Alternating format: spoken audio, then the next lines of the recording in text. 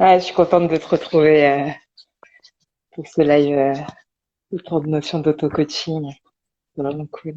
Bah Mm. ouais, c'était quelque chose qu'on avait envie de partager là, notamment, enfin, que ce soit via nos activités respectives, via les retours qu'on peut avoir aussi de nos clientes ou des gens qui suivent nos différentes communautés, de pouvoir livrer des outils concrets qui peuvent être aidants au quotidien, notamment sur comprendre ses besoins. Donc là, l'idée, c'est qu'on va vraiment vous livrer des clés concrètes, des outils concrets d'auto-coaching pour mieux comprendre ses besoins et mieux prendre soin de soi. Donc, pour celles et ceux qui nous rejoindraient et qui ne nous connaissent pas, donc Laura Cherfi, Claire Noël, on est toutes les deux coach et accompagnantes en empowerment des femmes. On est aussi amies de longue date. Et on avait envie justement de partager un peu avec vous en direct des clés, puisqu'on a cette dynamique en commun du prendre soin de soi, dont on entend parler un peu envers et contre tout, à toutes les sauces, et on ne sait pas vraiment qu'est-ce que ça veut dire. Donc, Laura, quand on dit prendre soin de soi, ça veut dire quoi? Ouais. Ouais. Euh, Prendre soin de soi, pour moi, c'est comprendre nos besoins fondamentaux et réussir à s'occuper de nous-mêmes, en fait, comme on aurait aimé que nos parents le fassent pour nous quand on était petits, en fait. Euh, et du coup, je sais pas si Euh, s'il y a des parents parmi vous, mais vous en avez eu, vous en avez vu, le parent, ce qu'il fait, c'est qu'il comprend les besoins de son enfant avant même que l'enfant sache ce dont il ou elle a besoin. Bah, pour moi, prendre soin de soi, c'est ça. C'est vraiment aller identifier en fonction de comment je me sens et me connaître suffisamment et avoir suffisamment de clés pour pouvoir me dire, ah tiens, là, si ça va pas, c'est que j'ai peut-être besoin de quelque chose de différent. Et, euh, et du coup, alors après, il y a plein de manières de prendre soin de soi. Il y a aussi des personnes qui connaissent leurs besoins et qui, par exemple, vont se faire des routines matinales hyper corsées entre le yoga, la lecture, la musique, le petit smoothie plein de vitamines, etc. Et évidemment, toutes ces manières de faire, elles sont hyper aidantes et soutenantes. Par contre, moi perso, je suis assez allergique au côté discipline. Et donc moi, dans les outils que je suis allée chercher pour apprendre à prendre soin de moi, j'avais besoin de quelque chose d'assez flexible, quoi. Genre aussi en fonction des jours, en fonction du temps que j'ai, en fonction des émotions, des humeurs que j'ai, bah, j'ai pas exactement besoin ou envie de la même chose. Et donc, comment je fais pour avoir une espèce de boussole qui me permette de comprendre tout ça, quoi. Mm. Et ça, c'est vraiment une dimension qui est hyper importante. Moi, je le vois aussi dans les personnes que je peux accompagner, notamment les profils qui vont être assez arborescents, multipotentiels et qui vont avoir ce côté de dispersion. Et effectivement, souvent, la problématique qui se repose, c'est, mais moi, la notion de cadre, ça me rend allergique et ça me donne qu'une envie, c'est d'en sortir et de m'en enfuir. Et que quand il s'agit de poser un cadre pour prendre soin de soi, bah, c'est justement comment est-ce qu'on trouve la ligne entre l'impression de se mettre une injonction et de s'enfermer soi-même et de potentiellement se flageller si on ne fait pas les choses, et en même temps, comment essayer de mettre en place, si c'est pas des cadres, au moins c'est des lignes pour pouvoir prendre soin de ça de manière régulière, quoi. Ouais. Je vois qu'on a des cœurs qui arrivent dans le live. Voilà, si on a des amis pour qui la discipline c'est sympa, mais pas forcément tous les jours et tout le temps, n'hésitez pas à en remettre aussi. Ouais. Ouais, c'est ça, et c'est vraiment, voilà, comment je peux partir d'un endroit, effectivement, je prends soin de moi, et parfois, ça va consister à me pousser. Voilà, moi, ce matin, j'avais pas envie, c'était un peu difficile, bah, je suis sortie prendre l'air, en fait, et marcher un peu. Je savais que c'était pas le matin pour aller courir, etc., mais déjà me mettre un peu en mouvement, j'avais besoin de mouvement. Bon, bah voilà, je me suis un peu poussée mais tout en étant à l'écoute de ce besoin de douceur aussi que j'avais. Et voilà. Et du coup, aujourd'hui, j'avais envie de vous transmettre vraiment cet outil-là euh, qui pour moi, m'a amené beaucoup de clarté, quoi, là-dedans. On est dans mon cœur qui dit la quoi, la d'ici quoi. Ouais. Donc en gros, c'est un outil est issu de la communication non violente, mais dans l'idée de l'appliquer à soi-même déjà, avant même d'être dans la question du lien avec les autres. Et, euh, et en gros, pour moi, l'apport principal de la communication non violente par rapport à cette question de prendre soin de soi, c'est l'idée que mes émotions sont une boussole. Et mes émotions sont là pour me donner des informations. Et en gros, il y a quelque chose de très simple qui est que si je ressens une émotion désagréable, ça veut dire que j'ai un besoin qui n'est pas satisfait. Et si je ressens une émotion agréable, ça veut dire que j'ai un besoin qui est satisfait. Donc en fait, vous voyez, j'utilise pas le terme de émotion positive ou négative parce que comme elles sont toutes utiles, en fait, on n'est pas là pour rentrer là-dedans, dans le bien, le mal, mais juste à besoin satisfait, besoin non satisfait. Et du coup, l'outil, on vous mettra des documents à disposition pour les personnes qui veulent. On vous expliquera à la fin du live comment ça se passe. Et en gros, l'idée, c'est moi ce que j'ai fait pendant 2 ans, tous les matins, c'est que je me levais et particulièrement quand j'étais chafouin, parfois je m'autorisais à ne pas le faire, mais quand je sentais que voilà, je me levais et j'allais regarder une liste d'émotions en fait. Et j'allais juste pointer, alors attends, comment je me sens là ce matin, juste. Et déjà rien que le fait de dire mes émotions en fait, ces espèces de sensations internes que j'ai, que je sais pas trop comment appeler, en fait elles existent, elles ont un nom. Et là en fait ce matin, peut-être je suis anxieuse, ou ce matin peut-être que je me sens débordée à l'avance de ma journée. Peut-être que j'ai peur aussi et que je suis en colère. Bon. Et du coup, rien que le fait de voir l'émotion, déjà, ça fait un côté genre ah ok. Donc je commence ma journée avec ça. Cool info à avoir parce que si ce matin je suis en colère, je vais peut-être pas faire les choses de la même manière exactement que si je suis super sereine. Euh, et puis du coup, une fois que j'ai bien identifié mon émotion, alors c'est quoi aussi bien identifier son émotion? C'est euh, faire attention à ne pas être dans le jugement et à être dans l'observation. Et donc, si votre émotion, c'est ce matin, je me sens abandonnée, la CNV me dit ah, là, tu vois, tu es en train de dire que il y a quelqu'un ou l'extérieur qui a fait quelque chose qui t'a forcé à ressentir cette émotion. Abandonnée ou, je sais pas, je me sens manipulée ou je me sens rejetée. Bah, ça remet la responsabilité sur l'extérieur. Donc, vous verrez dans les listes qu'on pourra vous partager, l'idée, c'est de vraiment être sur une émotion qui est la mienne. Et peut-être qu'il y a des événements, peut-être que j'ai vraiment quelqu'un d'important qui est parti du jour au lendemain sans me prévenir et ça ressemble vraiment clairement à un abandon. Mais du coup, si je reviens à mon émotion de je me sens seule ou je me sens triste, et donc à la partie sur laquelle moi je peux agir, ça va me donner plus de pouvoir pour pouvoir traverser cette émotion et en faire quelque chose. Et comme cet outil-là, c'est un outil d'auto-coaching et d'autonomisation, on prend ce parti-là de prendre la responsabilité de son émotion. Donc ça, on vous enverra les listes si vous voulez pour aller voir dans le détail, c'est hyper intéressant. Oh, dis, Et puis coucou. je pense aussi potentiellement aux personnes dotées d'un utérus et qui sont qui vivent ce magnifique processus des règles chaque mois. Dans la connaissance de soi, il y a aussi cet endroit-là. Ça peut être hyper intéressant et comme tu le disais, de ne pas être dans le jugement. Si je me réveille avec une énergie basse, comment est-ce que de ma journée et comment j'adapte mes ressources en fonction de cette énergie basse. Et je trouve que ton exemple de ce matin est hyper chouette. De se dire, je sens que j'ai besoin de mouvement, mais en fonction de si je suis super plein d'énergie au taquet, je vais peut-être avoir envie de courir, de faire du fitness. Et ça va être simple. C'est ça aussi, c'est que ça va être simple, ça va être fluide, ça va vraiment être ressourçant. Alors que si au contraire je suis en énergie basse mais que j'ai besoin de mouvement, justement aller sur quelque chose de doux et de voir comment, oui, trouver des chemins pour adapter en fait et vraiment être dans cette écoute et trouver l'endroit en fait pour juste, comme tu le disais au début, prendre soin de soi comme un parent est censé et penser le faire quoi. Ouais, carrément. Et du coup, c'est super parce que t'es déjà sur l'étape d'après qui est du coup l'identification du besoin. Et c'est vrai que, voilà, quand on a un bébé qui pleure, la question, donc voilà, il est triste, il pleure, ou il est en colère, on sait pas trop, bon, il pleure.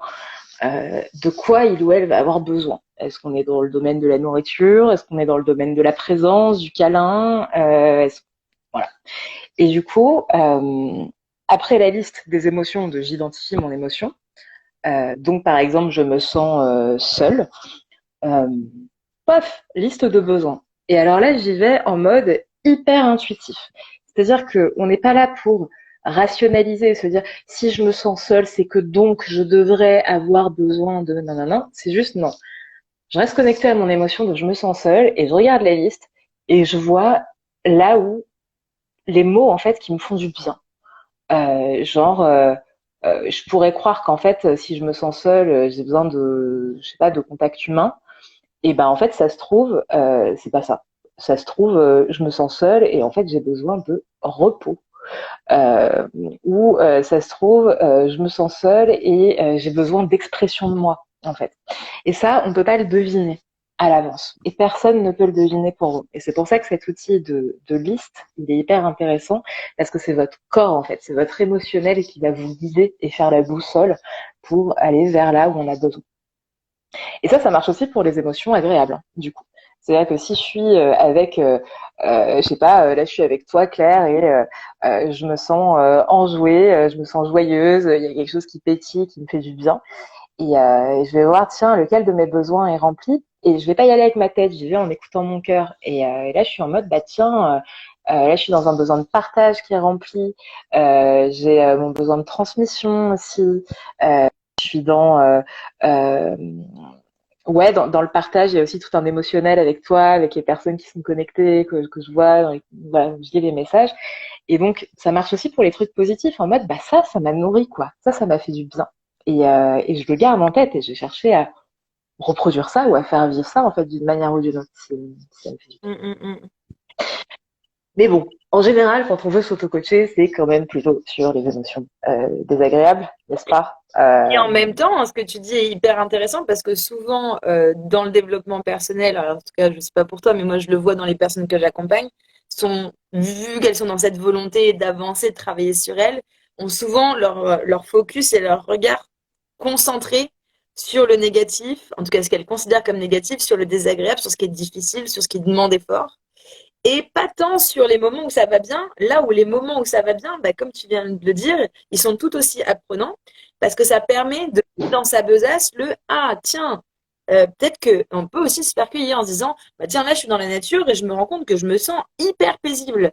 Ah ok, Mm. pourtant j'ai toujours vécu en ville, alors pourquoi est-ce que là ça me fait ça? Et de dire ah bah tiens, bah maintenant il y a ça parce qu'il y a aussi cette comment dire cette connexion en fait entre les besoins et ce que ça nous fait, elle est mouvante, elle évolue avec nous, comme tu le disais, elle évolue avec nos humeurs, avec qui on est, avec nos aspirations, avec voilà notre personne.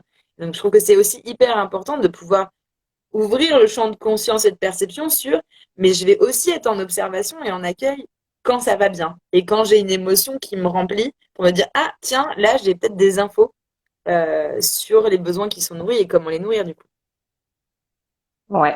Et du coup, soit je remets ça en place dans ma vie quand j'en ai la possibilité, je crée les possibilités, soit le jour où je vois que là, mon besoin de partage, ma jauge, elle est basse, quoi. Bah, du coup, ah tiens, c'est vrai que la dernière fois, ça m'avait fait du bien. Est-ce que je me sens de faire ça? Ouais. J'adore cette capacité à designer nos journées, nos semaines aussi, sachant ça, quoi. Genre là, j'ai besoin de repos, bah tu vois, j'hésitais à faire un truc samedi, bah je crois que là, ça va être non, quoi. Parce que toute la semaine, je me suis tapé des émotions où j'ai vu que c'était mon besoin de repos qui criait. Donc, je vais peut-être faire un week-end un peu différemment de ce que j'avais en tête, par exemple. Mm. Et, euh, et alors après, l'autre idée que je trouve vraiment passionnante sur ce processus-là, c'est d'apprendre à faire la différence entre nos besoins et les stratégies pour les mettre en œuvre. Par exemple, moi ce matin, j'avais besoin de mouvement et de douceur. Euh, Mouvement, d'habitude, je suis plutôt en mode je vais courir. Bon. Là, en l'occurrence, il y avait besoin de douceur qui disait ah ouais non pas trop. Et donc en fait, c'est comprendre que mon besoin de mouvement, la partie de moi en fait qui a besoin de ce mouvement, en vrai, elle en a absolument rien à faire, mais rien à faire de comment est-ce que je vais remplir ce besoin. Et donc j'aurais pu danser, j'aurais pu aller faire un aller-retour, je sais pas, genre au centre commercial, faire un truc différent. J'aurais pu faire du yoga, j'aurais pu faire du vélo. Enfin, en fait, peu importe. Cette partie-là, elle a juste besoin de mouvement. Et souvent, dans nos quotidiens et dans nos relations aussi, on est freiné parce que on a une idée précise, une idée arrêtée sur la stratégie qu'il faudrait employer. Donc voilà, nos personnages intérieurs qui sont responsables de nos besoins, qui collent aussi avec nos valeurs, hein, s'en foutent de la stratégie. Et ça, c'est quelque chose qu'on sait travailler en coaching aussi autrement, globalement. C'est-à-dire, quand on a besoin de satisfaire nos valeurs, par exemple de liberté ou autre, parfois on va se raconter que pour être libre, il faut que on va avoir des croyances, en fait, autour de comment on doit nourrir ça. Et ça se transforme, ça évolue. Il n'y a pas de problème autour de ça. On sait faire ça en accompagnement. Donc, donc voilà, ce qui va être intéressant, ça va être de repérer lequel de mes besoins crie, en fait, lequel a besoin d'être nourri. Et je vous partagerai pour les personnes qui nous le demanderont par mail un protocole justement d'auto-coaching où ça dit là, si mon besoin, par exemple, je sais pas, je me sens seule, j'ai besoin d'amour, mon besoin d'amour, il est à combien là, sur une échelle de 1 à 10. Ah, là, mon besoin d'amour, il est rempli à 3 sur 10. Ah ouais, c'est peut-être pour ça que je me sens pas bien. Donc, 3 sur 10, en général, on n'est pas au top de nos ressources. Et du coup, cet outil que je vous proposerai, il dit euh, comment est-ce que je peux faire, et ça c'est une bonne question à vous poser, pour faire passer cette jauge à la note supérieure. Donc en fait, on va chercher à passer de 3 à 4. Parce que si mon besoin d'amour est crie et que je vise le 8 direct alors que je suis à 3, tout va me paraître inaccessible, ça va être horrible, et oh mon Dieu, je suis incapable, je n'arrive à rien, machin. Bref, on ne rentre pas dans ces boucles-là, ou on se coache pas pour rentrer là-dedans. Donc voilà, je suis à 3 en amour là. Qu'est-ce que je pourrais faire qui me permet de passer à 4? Et comme notre système intérieur n'en a absolument rien à faire de comment est-ce qu'on nourrit ce besoin-là, bah peut-être que ça va être en me mettant en lien avec d'autres personnes, en passant un coup de fil à quelqu'un que j'aime bien, ou en envoyant un petit message. Mais peut-être que ça va être aussi en faisant quelque chose de complètement autonome, en allant me prendre un bain. Moi, quand je prends un bain, ma jauge d'amour, elle monte. Il n'y a pas besoin de quelqu'un d'autre pour que ça monte. Donc, je ne sais pas si tout seul, on peut faire exploser notre jauge d'amour à 10 plus 24 heures sur 24 tout le temps. On reste des êtres un peu sociaux quand même, minimum. Mais par contre, arriver à un endroit suffisamment équilibré pour se sentir stable, serein et nourri, ça, ouais, on peut carrément le faire en autonomie. Donc voilà, j'espère que c'est suffisamment clair. On vous a mis, on mis le lien dans le chat là avec l'adresse mail là, si vous voulez recevoir les documents dont Laura vous parle. Donc vous nous envoyez un petit mail et puis on vous enverra les supports. Moi, ce que je trouve hyper intéressant dans ce que tu apportes, là, c'est cette notion de. Alors, oui, effectivement, on est des êtres sociaux et est-ce qu'on peut vivre complètement autonome, genre gérer la chimie de son cerveau tout seul à H24? Bon, peut-être pas. Est-ce qu'on a envie d'arriver à cet endroit-là? Bon, la question se pose. Mais en tout cas, effectivement, découvrir cette capacité d'autonomie affective, émotionnelle. Ouais, c'est vraiment cette notion d'autonomie quoi, que je trouve vraiment transformante et notamment dans ses relations à soi, mais aussi dans les relations à l'autre. Parce qu'à partir du moment où je suis capable d'identifier mes besoins, de définir comment est-ce que je réponds moi-même à mes besoins, parce que je découvre et j'apprends à connaître tout un panel de solutions et de ressources pour prendre soin de moi, pour prendre soin de mes besoins, bah, d'un seul coup, quand j'arrive dans la relation avec l'autre, et c'est Isa Padovani qui présente ça comme ça, quand tu vas manger à la table de l'autre, bah, tu n'arrives pas mort de faim, quoi. Donc il y a cet endroit aussi où ça prend soin de la relation. Et d'ailleurs, nous, c'est pour ça que c'est vraiment quelque chose, cette notion de besoin en lien avec les émotions, c'est quelque chose qu'on pose dès les premiers jours de la retraite Rising Queen qu'on co-anime et qu'on a co-créé ensemble, dont on fait une deuxième édition au mois d'août. Parce que justement, on croit que avoir ces outils-là et de muscler cette boussole-là, en tout cas déjà de l'avoir en conscience, ça permet déjà de soit prendre soin de soi, donc de gérer son énergie, de gérer son besoin de repos, son besoin de solitude ou son besoin d'être en lien avec le groupe, son besoin de support, mais aussi de pouvoir être en lien avec l'autre en disant, bah, en fait, voilà quel est mon besoin là maintenant. Donc, en fait, c'est pour ça que je vais prendre du recul ou que là, je vais pas faire cet atelier et de le poser avec une communication, bah, comme tu le disais, hein, c'est des outils qu'on retrouve dans la communication non violente. Donc, c'est vraiment ça. C'est comment est-ce qu'on crée de la relation plus saine, plus authentique, plus sereine. Euh, et si on a mis ça vraiment à la base en fait du déroulé de la retraite Rising Queen, c'est aussi parce que donc pour celles et ceux qui connaissent pas, on a créé une retraite sur 4 jours qui est vraiment structurée autour de la notion de souveraineté. Alors la souveraineté, parfois, ça peut paraître un peu voilà, comment dire, conceptuel ou un peu éthérique si on n'est pas les mains en plein dans le développement personnel depuis des années, comme c'est notre cas avec Laura. Mais nous, c'est un concept qu'on aime vraiment beaucoup parce que ça rejoint cette notion de puissance personnelle. Donc, de comment est-ce que je vais devenir souveraine en mon royaume. Et donc, ça rejoint vraiment cette idée d'alchimie, des besoins, des ressources, pour ensuite pouvoir rentrer en relation avec l'autre depuis un endroit de conscience, de curiosité, de créativité, d'amour, d'écoute.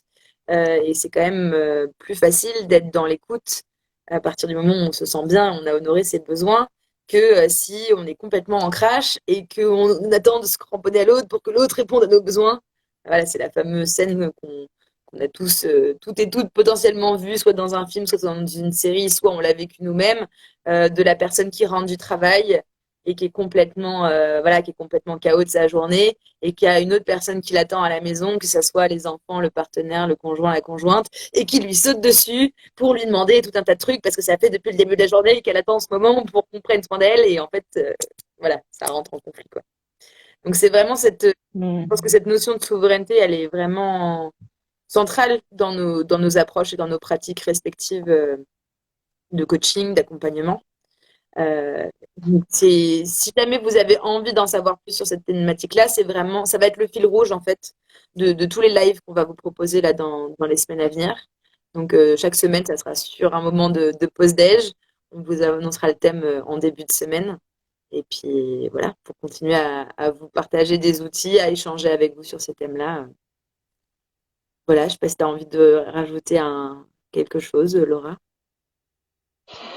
Ouais, juste vous dire que du coup le prochain live ce sera vendredi 11 dans 10 jours là, 12h30 pareil. Donc voilà, si vous avez envie de noter ça et vendredi 11 juin 12h30 et de vous faire voilà ce petit rendez-vous déjeuner avec nous.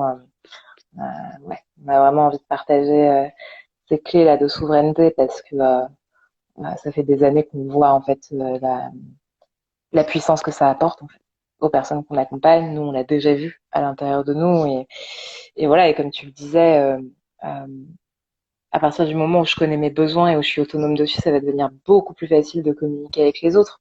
Par exemple, moi, aujourd'hui en réunion, quand j'arrive à ce que ce soit efficace, bah du coup, il y a des moments où je vois qu'il y a quelque chose qui me questionne, etc. Et j'arrive à dire, en fait, là, j'ai besoin de plus de clarté sur ce qu'on est en train de proposer, par exemple.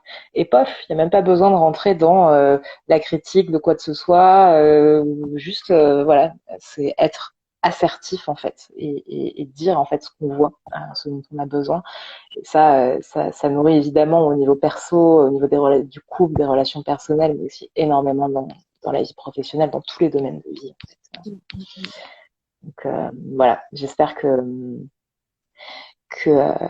que c'est cette approche, cet outil là du lien émotion, besoin et comment je peux les nourrir, vous allez pouvoir l'expérimenter, que vous allez pouvoir jouer avec, euh, parce que c'est vraiment un truc précieux qu'on peut muscler. Et je le redis parce que tout à l'heure, il y a eu une petite coupure de connexion quand tu le partageais. Donc en fait, ce que vous faites, c'est que vous nous envoyez un mail en nous disant je veux les documents. Et nous, on vous envoie les listes d'émotions de besoin et puis aussi le petit processus d'auto-coaching. Voilà, c'est des trucs que j'ai eu accrochés devant mon bureau pendant des années. Là, j'ai encore la liste.